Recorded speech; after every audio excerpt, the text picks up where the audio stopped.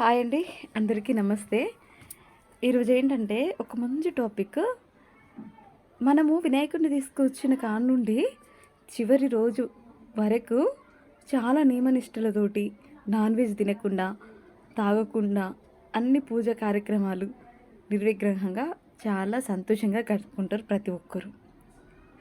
ఎందుకనంటే ఆ వినాయకుడి మీద భక్తి, శ్రద్ధ మనకుంటేనే దైవ ఆశీస్సులు ఉంటాయన్న ఆశతోటి.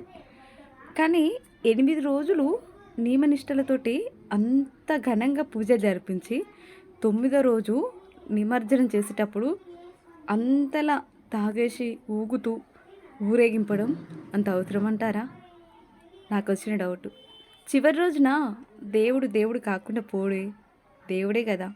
ఆ చివరి రోజు కూడా నువ్వు కాస్త ఓపికగా ఉండి తాగకుండా ఆ ఒక్కరోజు నువ్వు కంప్లీట్ చేసుకోగలిగితే సంవత్సరం అంతా కాపాడుకునే పుణ్యం నీకు దక్కుతుంది తెలుసా?